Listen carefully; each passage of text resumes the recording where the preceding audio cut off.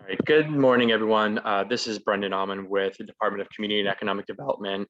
And we wanted to pull everyone together today just to discuss coordinated entry and how it relates to specifically emergency shelters and domestic violence emergency shelters in particular.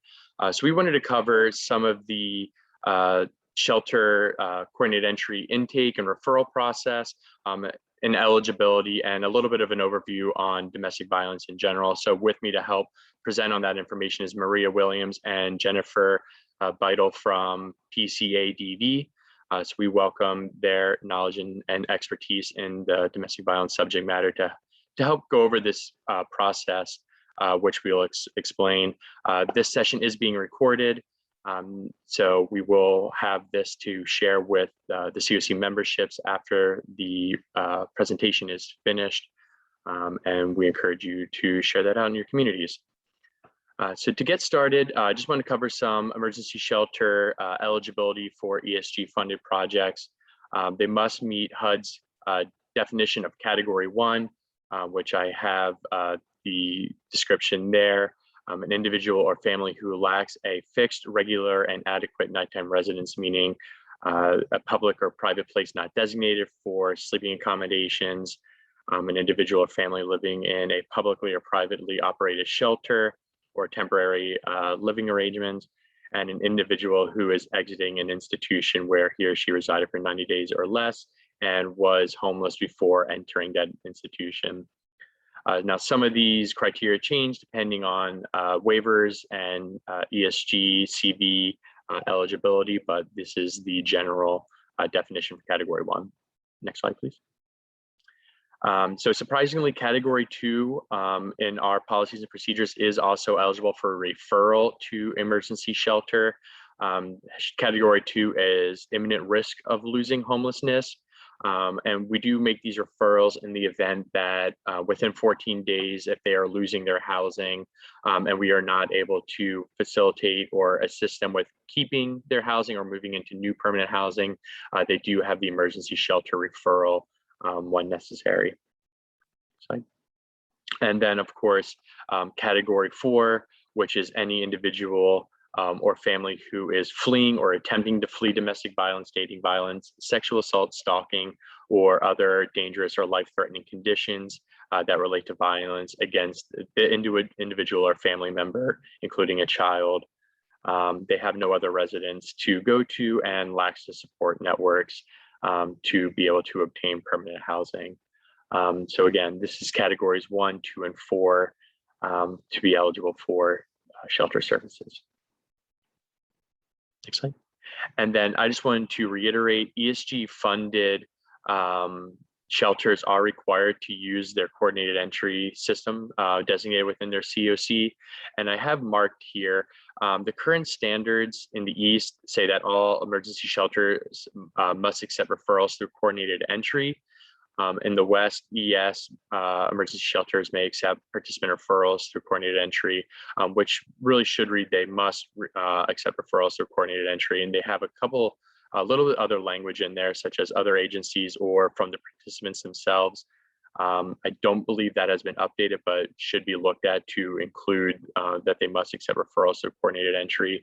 And what we want to talk about today is also allowing a new coordinated entry procedure that will be put into place once these are updated, that DV shelters may also accept referrals through the DV hotline, which is what Maria will talk about a little bit more in detail next. So I will pass over to you, Maria.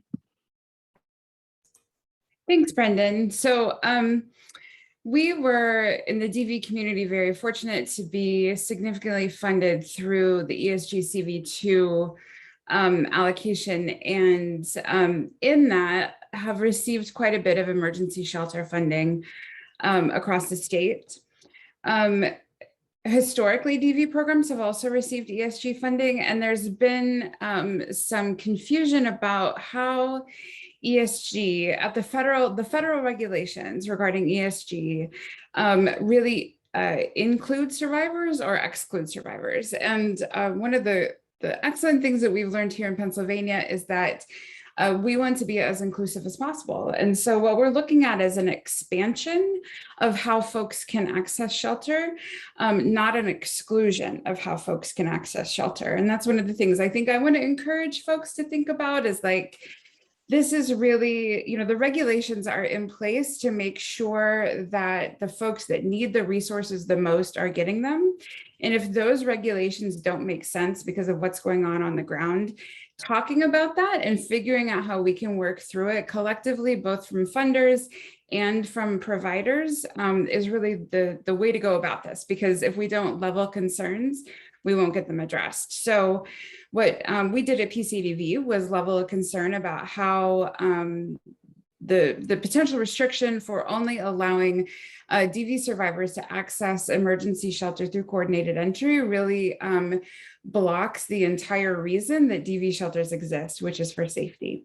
So we'll get into the details of that, but what we're looking at is an expansion of how people can access services, which is really exciting. So I always like to make sure that we're all using a similar definition. For those of you that have been in trainings with me before, you have seen the slide, so I'm sorry, but nonetheless, it is the definition that we're using for domestic violence within the state of Pennsylvania. So DV is a pattern of coercive behavior used by one person to gain power and control over another in an intimate or familial relationship. You'll hear a lot of different terms used for domestic violence. They all mean the same thing. Every survivor may have a different way of identifying how they feel or what that experience was like for them. But you'll hear these terms used interchangeably. And I want to make sure that we understand the prevalence of DV, that 1 in 4 women and 1 in 7 men, according to the CDC, have experienced physical abuse from an abusive intimate partner. And what we also know is this is oftentimes taken from reports to the police.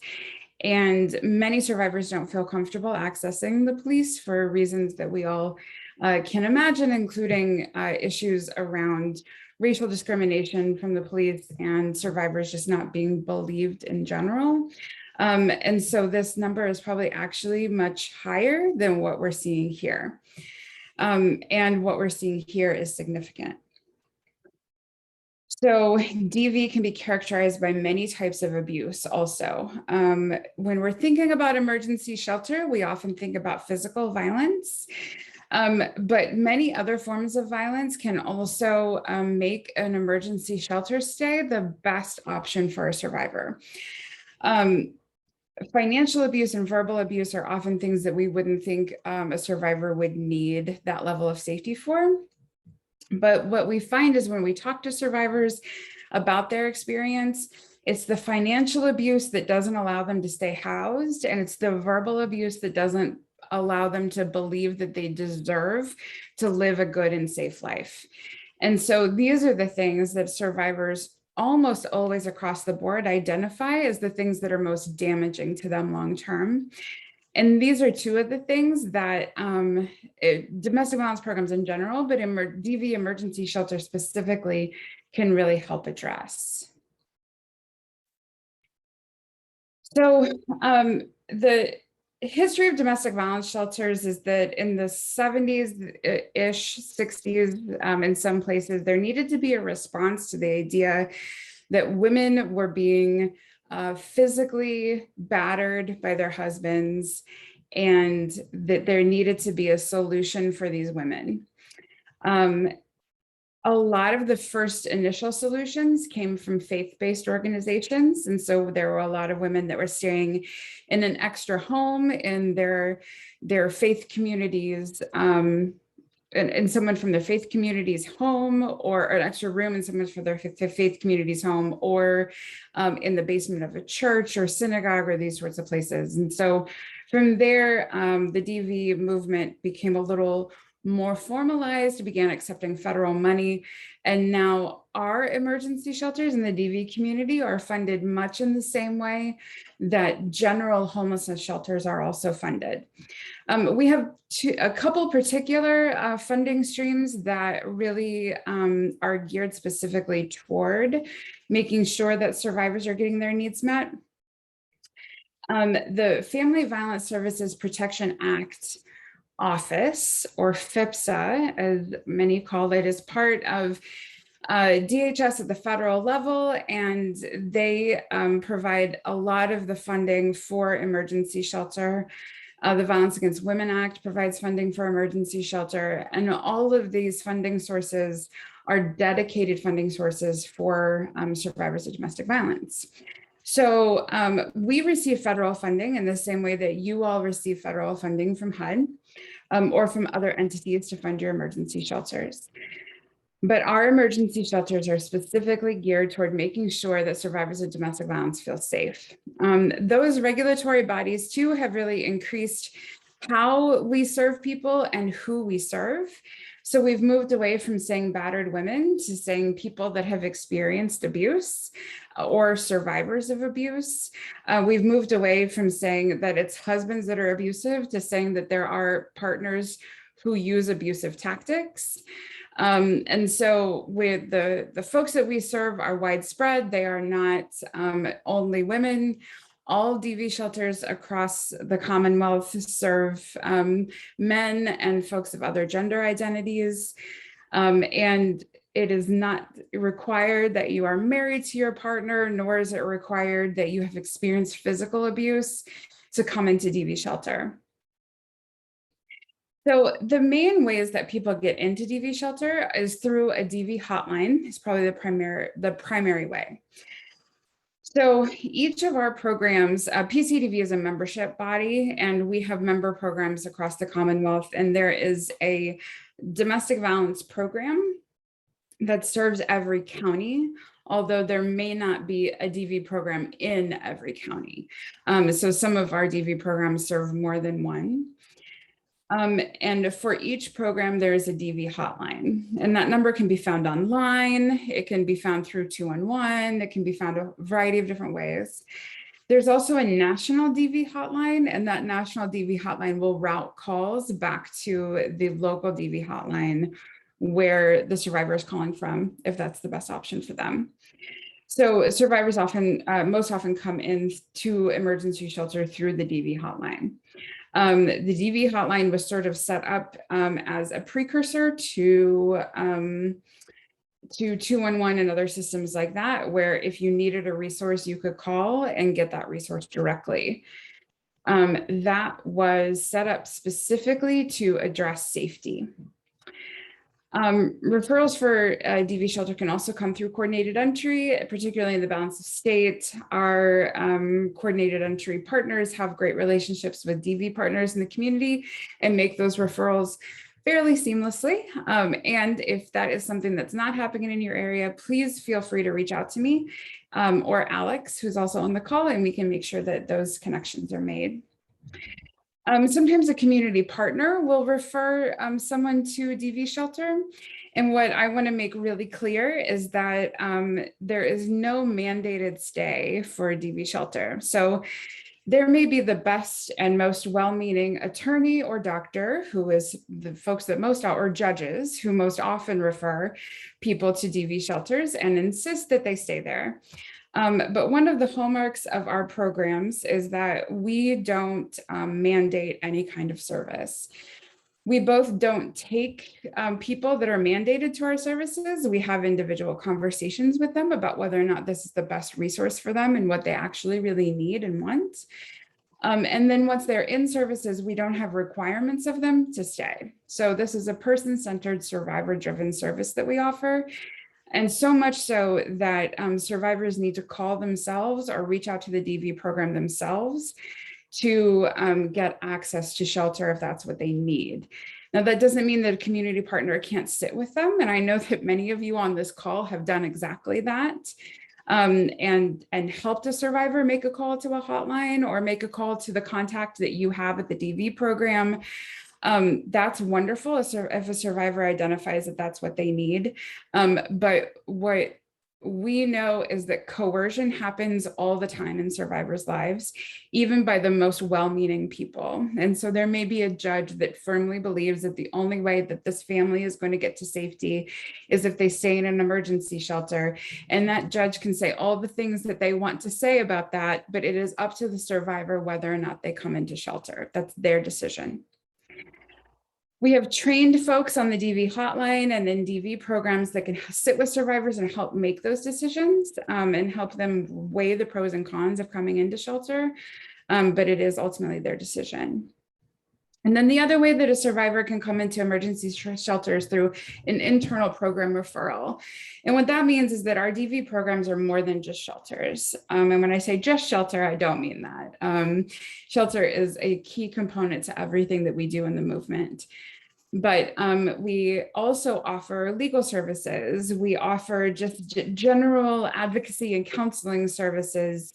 We offer connections to economic supports. We offer all sorts of things that general social services would also offer, but we offer it through a DV lens.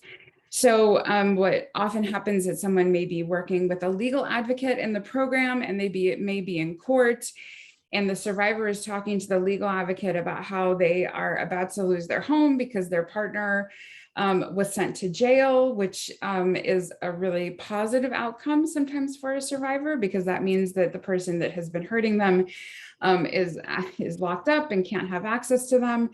But what it also can mean is if they were not the income earner or a significant income earner in the home, that they then can't pay their rent. When a legal advocate hears this, what they can often do then is say, gosh, we can either help you pay your rent, or if it's better for you to come into emergency shelter because there are people that are affiliated with your abusive partner that are also making it unsafe for you to live in the community, that could be a resource. But again, it always has to come from the DV survivor that this is in fact what they want. So our shelters are set up in the same way that homelessness shelters are, with the exception of the focus on safety. But I wanted to share the 5 keys of effective emergency shelter with you from the National Alliance to End Homelessness. I know that the National Alliance came and trained many of us a couple of years ago. A fantastic training in Carlisle, I think it was, about emergency shelter, and many of us were there. And it really spoke to the way that homeless shelter is structured so very similar to DV shelter. These are all the things that we also focus on. And so we have the same base idea about why shelters need to exist, which is really great. And really, I think, promotes an idea of continuity throughout the continuums of care when both homeless shelter and DV emergency shelter exist. So the main differences then between DV shelter and homeless shelter is that DV shelters focus on safety first, and then also offer safety planning and DV support, in addition to all of the services that a homeless shelter would also offer. So these are things that are important to all of us. You know, again, if you've been in a training with me before and you work in a general homeless shelter, you know that you too can safety plan with people. It's not just specific to DV shelter, but DV shelter is the direct system response to safety for survivors being prioritized. So when we spoke with the folks at DCED talking about how only allowing coordinated entry referrals to emergency shelter for DV survivors is going to eliminate possibly the idea that safety is being promoted by the system. The conversation immediately turned to how can we expand then how survivors are moving through the system, which I think speaks volumes to how the state is willing to prioritize the needs of survivors. Given that survivor headed households are often the majority of by name lists, and are often the folks that need services the most. That prioritization makes sense, but it also really addresses some of the most vulnerable people in the community. And I think that that orientation is really fantastic. So I wanted to also make it clear that when we're talking about DV shelter, we're not just talking about a building. And, I often joke that DV shelters are, they're supposed to be confidential and no one is supposed to know where they are, except that everyone, particularly in rural communities, know where the DV shelter is. It's often, the building behind the church with the tall fence and the cameras around it. It's pretty hard to miss for a confidential building. So in relation to that, and also in relation to the CDC guidance during the pandemic, many of our member programs also are able to provide shelter nights in a hotel setting. Sometimes a hotel is actually much safer for a survivor than coming into the shelter or safe house. That's another word that some of our programs use for emergency shelter. We also have a significant focus on homelessness prevention and shelter diversion, just like the mainstream homeless system does. But the way that we view homelessness prevention and shelter diversion is slightly different because our lens is safety. And so if we can prevent someone's episode of homelessness, because when a survivor comes into emergency shelter, according to what Brendan said, according to the HUD guidelines, they are considered homeless at that point under category 4, which makes them eligible for all sorts of other resources. But if we can prevent someone's episode of homelessness, that's certainly what we want to do, because we know that once a person or a household becomes homeless, they're much more likely to become homeless again. So when we're talking about homelessness prevention in the DV community, what we focus on is making sure a survivor has a safe place that they can maintain or retain housing, and that safe place meets all of the needs of their household, and that they have the financial ability to continue to maintain that residence. We also practice shelter diversion, and that, again, an emergency shelter is not always the best place to be. It's not DV emergency shelter is really the last stop for survivors. They have often exhausted what they believe is every other option they have. But many survivors also haven't taken the time to sit down with the DV advocate prior to them and really think about what their options are. So when we're trying to keep someone out of shelter, if their safety needs are not so significant that really emergency shelter is the best thing, or they're sleeping in their car or on the street, these are obviously times that we would bring people into shelter immediately. But if a survivor is either facing such significant safety needs that continuing to be in the same community is not a good option, we will often encourage that survivor to identify a friend or family member that they believe is safe, that lives in a community that is not near where they're currently living, and that their abusive partner and people affiliated with their abusive partner may not know about. Encourage them and help them financially to get to that location. So that's a way that we practice shelter diversion. We also think about safe friends and family members that the survivor could stay with that are in the community that they're in, so they can continue to experience safety within their own community, which is really important for some survivors. Oftentimes survivors don't slow down enough when they're in this traumatic and urgent process to think through those things. So that's one of the ways that we're sure to help. So in summary, what we're saying is that, and thanks to the guidance from DCED, for a survivor to come into emergency shelter, they do not only, they can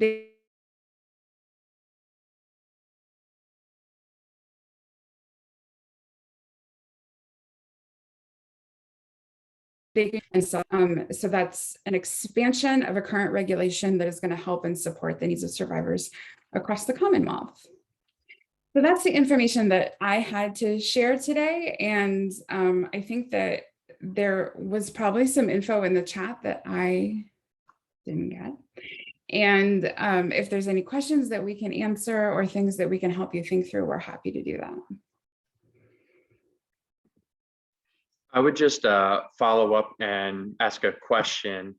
How about, for example, if there are no DV shelters in a community and they're referred to a local shelter, would the referral process change at all in that situation, where the DV hotline may reach out to that typical emergency shelter for that survivor?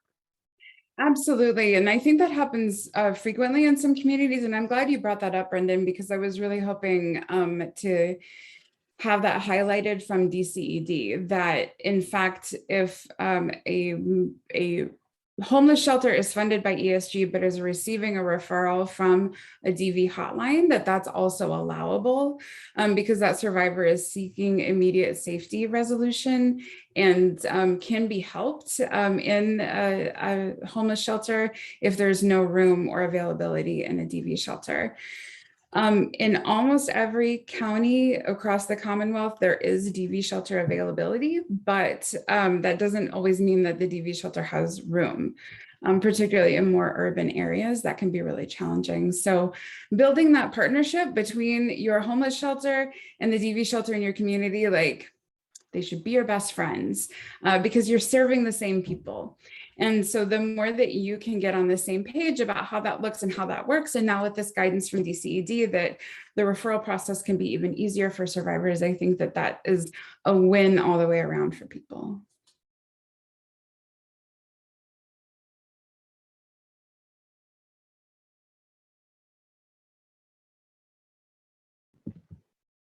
Elisa asked, does the DV shelter have hotel funding if full? It depends on the shelter, but under Maria's ESGCV2 program, I believe a lot of the hotels do have that, or a lot of the shelters do have that hoteling option. I don't know that without looking at the actual contract and grant, but I believe so. Right, Maria? Yeah, so about half of our member programs are subrecipients of the ESGCV2 funding through PCADV. And then there are part of our member programs that weren't even part of our application that are recipients of the ESGCV2 funding. That doesn't, if those applications, I don't know the details of, so there may not or may not be hotel attached to those. With our subrecipients, there is. And so, most DV programs, though, regardless of that, will have funding budgeted for hotel stays. And there is always sort of like a configuration of things that has to work out to make sure that a survivor can stay in hotel. First of all, if the hotel location is safe. Secondly, if it's not like the height of tourist season in the Poconos, for example, and there's actually hotel availability, or it's not a game weekend at State College, then there's no hotel availability within like 6 counties, right? So we have to really think about, just because hotel is an option doesn't necessarily mean it's going to work. So safety, availability, and then also, and this goes, I think, for all programs across the board, if you're not thinking about staff capacity and making sure that your team has the ability to go serve someone in a hotel and make sure that that hotel stay isn't, you know, putting a roof over somebody's head is fantastic, but if you don't have the ability to actually make sure that family gets food and other things like that, it can be more detrimental than positive sometimes. So those are some of the factors that would figure in. So I never want to say yes, definitely, but on the whole, our programs have the mentality that if a survivor calls and shelter is needed, they're going to bend over backwards to make sure that that shelter need is accommodated in some way. And oftentimes that's through hotel.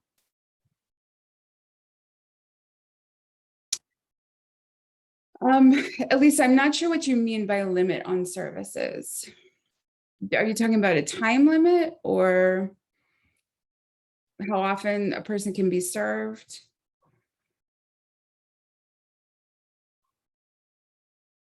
So a survivor, Elisa is asking how often a survivor can be served. They can be served as often as they're identifying that they need shelter. So I don't know that the statistic is correct anymore. And so Alex, and I think there are other DV providers on the call, please correct me if I'm wrong, but I think anecdotally we say that it takes a survivor 8 times before they actually leave for good. I question that statistic, but nonetheless, it is one in the community that we throw around. And the importance of it is that oftentimes the survivor will leave, and then the abusive partner will say things that will coerce them back to their original home. And so the survivor returns. Things don't stay better. And so then they come back to emergency shelter. That process can happen over and over again. There are two critical conversations that need to happen, though. The first is that making sure with the survivor that this shelter option, whatever that shelter may look like in the community, is actually best for them, because it may be that they have other things going on for them that if they had more privacy, say it's a semi-communal shelter where they have their own individual bedroom, but they have shared common space, which is really common in most shelters. If that's the case, maybe offering the household a hotel stay instead of that would be a better option for them. And then the other an even more critical part, I think, of the conversation is making sure that the survivor knows that no matter what, no matter how many times they need to go back, the DV program is still there for them. So there's no limit on services. That was a long way to say it, but there's like theory behind it that I want to make sure people understand. And then, as Brendan is saying, there is limits on the funding for ESG, but as far as like a theory of service, because ESG is only one of our funding sources, our theory of service that's dictated through FIPSA is that there's no limits to service for survivors. Thank you for putting that in there, Brendan.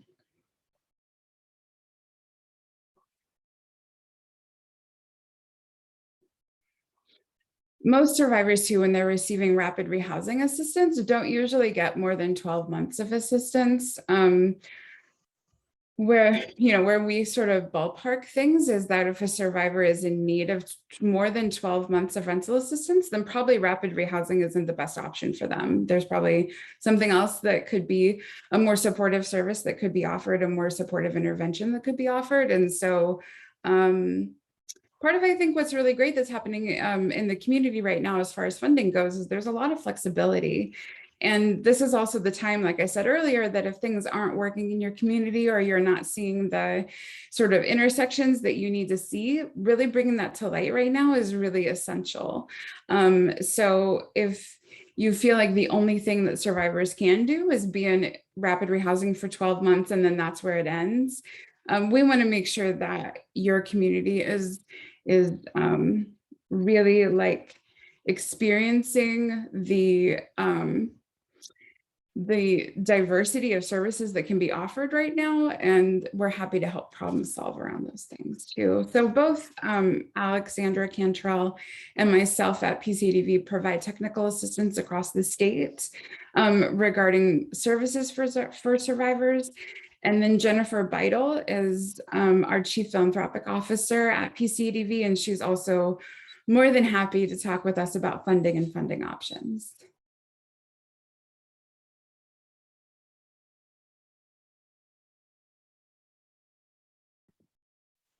Very good. Thanks, Maria. I'll allow another minute or two for any questions to come through.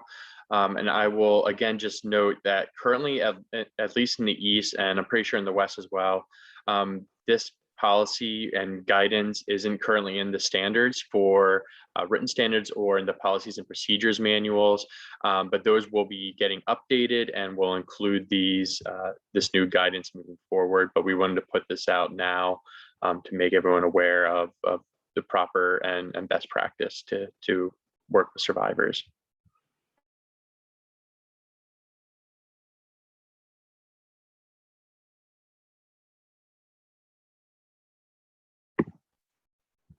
Okay, very good. If that is everything, I wanted to thank you all for joining us this morning, especially Maria and the rest of the PCADV team to sharing their knowledge and expertise with us. And we look forward to continuing to work together and serve as many persons as we can in our continuums. So thank you, everyone. Thanks so much.